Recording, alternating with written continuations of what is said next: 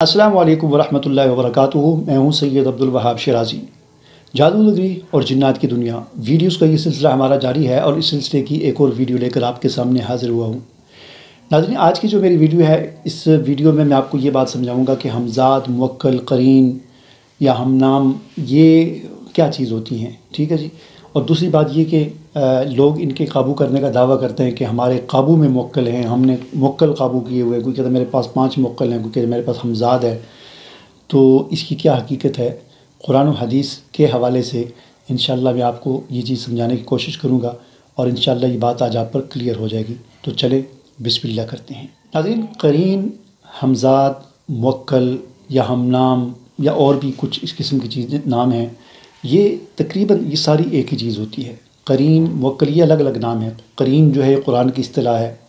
موکل جو ہے یہ حدیث کی اصطلاح ہے، ہمزاد جو ہے یہ ویسے ہماری اردو یا فارسی کی یا مقامی کوئی اس طرح کی اصطلاح ہے، ٹھیک ہے جی۔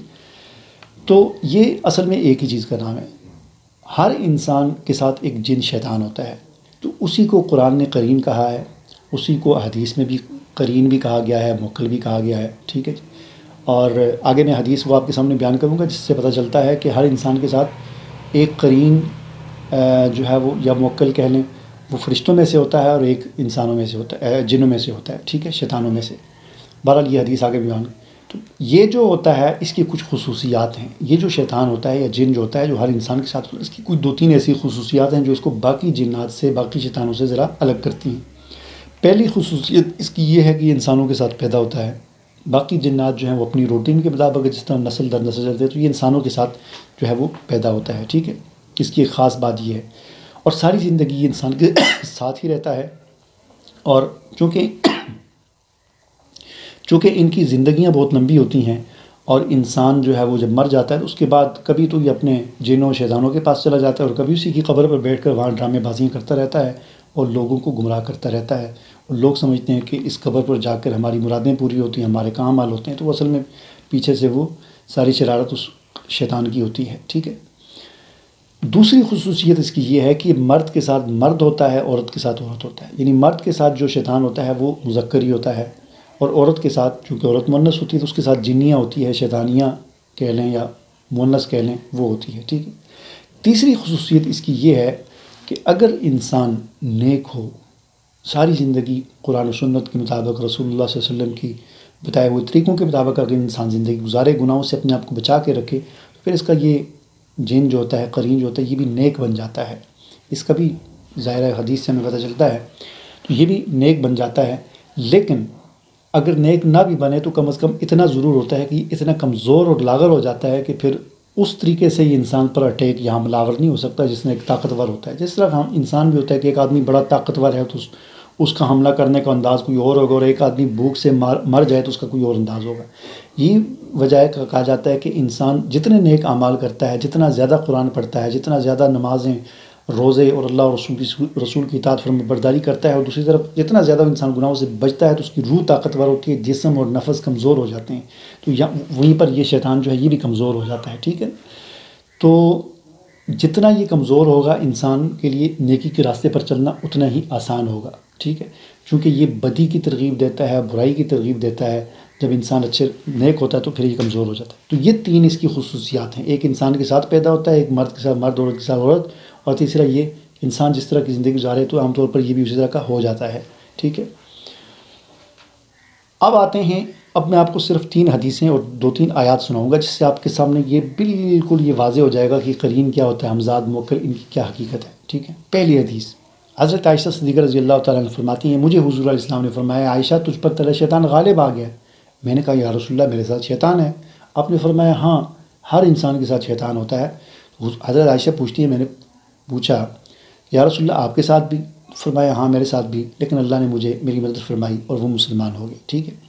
دوسری حدیث مسلم شریف کی، یہ بھی حدیث مسلم شریف کی تھی، دوسری بھی مسلم شریف کی۔ قال رسول اللہ صلی اللہ علیہ وسلم ما من احد الا وقد وکل به قرینة من الملائکة وقرینة من الجن قیل وانت یا رسول اللہ قال وانا الا ان اللہ اعاننی علیہ فاسلم فلا یأمرنی الا بخیر۔ حضور علیہ السلام نے فرمایا کہ کوئی آدمی ایسا نہیں ہے کہ جس کے ساتھ ایک ساتھی فرشتوں میں سے اور ایک ساتھی جنوں میں سے موکل ہے، یعنی ہر آدمی کے ساتھ ایک فرشتہ موکل ہے اور ایک جن موکل ہے، ٹھیک ہے جی، جو اس کا ساتھی ہے۔ ظاہر ہے فرشتہ جو ہے وہ نیکی کی ترغیب دیتا ہے اور جن شیطان جو ہے وہ بدی کی ترغیب دیتا ہے۔ صحابہ کرام نے پوچھا یا رسول اللہ آپ کے ساتھ بھی، یعنی خاص طور پر وہ شیطان کے حوالے سے پوچھا یا رسول اللہ وہ شیطان آپ کے ساتھ بھی ہے وہ جن؟ فرمایا ہاں، مگر یہ کہ اللہ نے مجھے اس پر غلبہ دے دیا ہے، اللہ نے مجھے اس پر میری مدد فرمائی، اللہ نے مجھے اس پر غلبہ دے دیا۔ وَأَسْلَمَ، اور وہ اسلام لے آیا، فاسلم اسلام لے آیا، اور اب مجھے وہ خیر کے علاوہ کسی اور چیز کی ترغیب نہیں دیتا۔ اب اس سے یہ پتہ چلا کہ اللہ تعالیٰ نے حضور صلی اللہ علیہ وسلم کو اس پر غلبہ دے دیا تھا، یہ حضور کی خصوصیت ہے۔ اب اگر کوئی یہ دعویٰ کرتا ہے کہ مجھے بھی غلبہ حاصل ہے اس قرین پر، اس ہمزاد پر، اس موکل پر، مجھے بھی غلبہ حاصل ہے، یعنی حضور نے تو یہ نہیں فرمایا میرے قبضے میں، حضور نے فرمایا کہ مجھے اللہ نے غلبہ دے دیا، وہ مسلمان ہو گیا، وہ مجھے ترغیب اب بھی دیتا ہے لیکن خیر کی ترغیب دیتا ہے، بدی کی ترغیب نہیں دیتا۔ لیکن ہمارے معاشرے میں ایسے ایسے دجال بیٹھے ہوئے ہیں کہ جو حضور نعوذ باللہ حضور سے بھی آگے نکلنے کی کوشش کرتے ہیں اور کہتے ہیں کہ وہ ہمارے قبضے میں ہے، ہم اس سے کام لیتے ہیں، ٹھیک ہے نا، کتنا بڑا دعویٰ ہے۔ حضور نے بھی یہ نہیں فرمایا کہ میرے قبضے میں ہے، حضور نے فرمایا کہ میری مدد کر دی اللہ نے، اور اللہ کی مدد کی وجہ سے وہ اب مجھے بدی کی ترغیب نہیں دیتا، مسلمان ہو گیا، خیر کی ترغیب دیتا ہے۔ لیکن ایسے خبیث جادوگر اور عامل جو ہے وہ بیٹھے ہوئے ہیں ہمارے معاشرے کے اندر، اور سب سے یعنی حیرت انگیز بات یہ ہے کہ چلیں جو جاہل ہیں جادوگر جنہوں نے کفر کا راستہ اختیار کر دیا وہ تو ہیں ہی ہیں،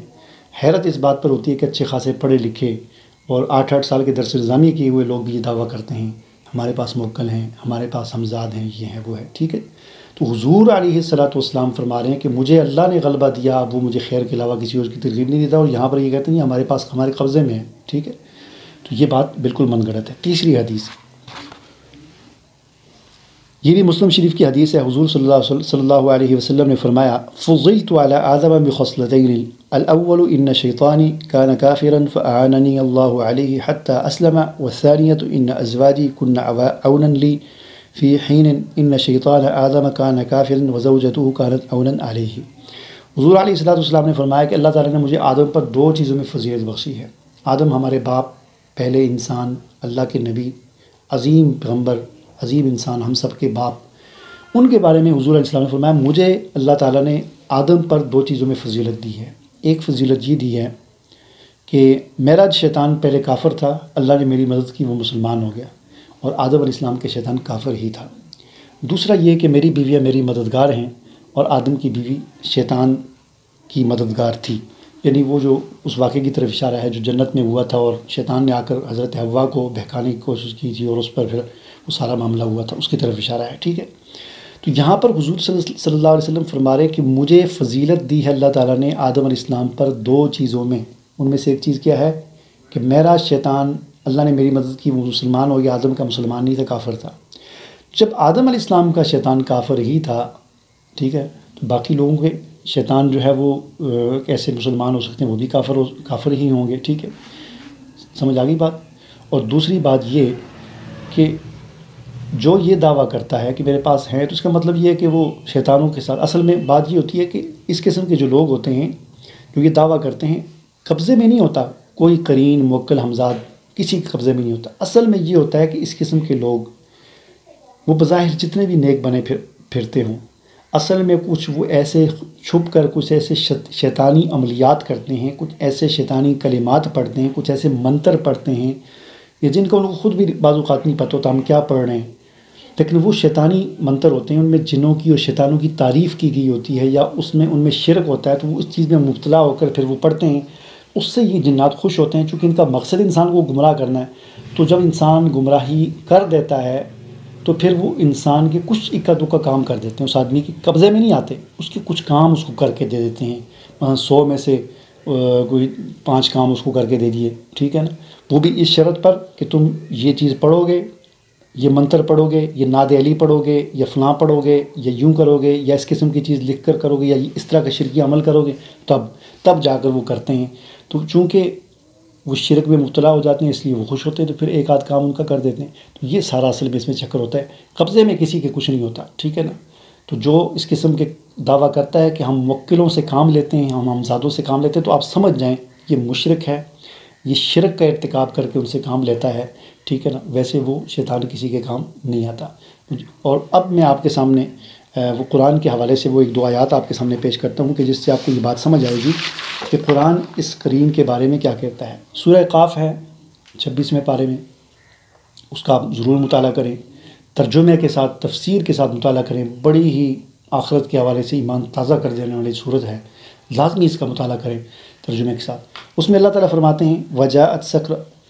اعوذ باللہ من الشیطان الرجیم بسم اللہ الرحمن الرحیم وجاءت کل نفس معها سائق وشہید۔ قیامت کا منظر ہے، جب قیامت قائم ہوگی تو انسان جس وقت قبروں سے اٹھیں گے تو ہر انسان وجاءت کل نفس معها سائق وشہید، ہر آدمی اس حال میں آئے گا کہ اس کے ساتھ ایک سائق ہوگا، ایک شہید۔ سائق کہتے ہیں ہانکنے والا، اور شہید کہتے ہیں گواہ کو۔ یعنی وہ منظر بیان کیا جا رہا ہے جو آج کل ہم دنیا میں اپنی عدالتوں میں بھی دیکھتے ہیں کہ جس وقت کسی مجرم کو عدالت میں پیش کیا جاتا ہے تو ایک اس کے ساتھ پولیس والا ہوتا ہے جس نے اس کو یہاں سے پکڑا ہوتا ہے ہتھ کڑی لگا کر، یا ویسے پکڑا ہوتا ہے یہاں سے، اور ایک اس کے ساتھ دوسرا پولیس والا یا وکیل ہوتا ہے جس کے پاس فائلیں اٹھائی ہوتی ہیں جس میں اس پر جو اس کا جرم ہے یا جو بھی ہے، ٹھیک ہے۔ تو دو آدمی لازمی ہوتے ہیں مجرم کے ساتھ، ایک وکیل یا جو مدعی ہے وہ جس کے پاس فائل ہوتی ہے، اس کا اعمال نامہ ہوتا ہے، اور ایک اس کے پاس ایک نے اس کو یہاں سے پکڑا۔ یہ وہی چیز بیان ہو رہی ہے کہ ہر آدمی قیامت کے دن قبر سے اٹھے گا تو اس کے ساتھ ایک سائق ہوگا جس نے اس کو پکڑا ہوگا فرشتے نے اللہ کے دربار میں پیش کرنے کے لیے، اور ایک شہید یعنی اس گواہ ہوگا جس کے پاس اس کا نامہ اعمال ہوگا۔ اب یہ دو اس کو پکڑ کے لے جائیں گے اللہ کے دربار میں،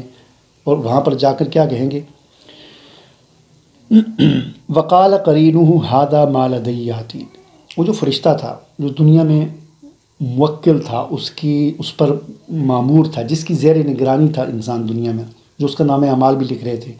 وہ وہاں پر کہیں گے کہ وقال قرینہ، اس کا قرین وہ کہے گا ھذا ما لدی عتید، اے اللہ یہ میری نگرانی میں تھا، اب یہ تیرے دربار میں حاضر ہے، اب اس کا حساب کتاب شروع کر۔ اور دوسرا فرشتہ وہ نامہ اعمال پیش کرے گا کہ یہ اس کا نامہ اعمال ہے جو زندگی میں گزارے۔ بہرحال حساب کتاب ہو کر وہ فیصلہ ہوگا کہ اس کو بھی جہنم میں ڈالو اور اس کے شیطان کو بھی جہنم میں ڈالو۔ القیا فی جہنم، ان دونوں کو جہنم میں پھینک دو۔ جب یہ آرڈر اللہ کا سنیں گے، جب فیصلہ آئے گا کہ ان کو جہنم میں ڈال دیا جائے،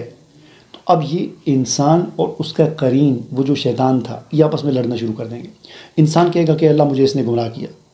وہ کہے گا کہ اے اللہ میں نے اسے نہیں گمراہ کیا۔ ما اطغیتہ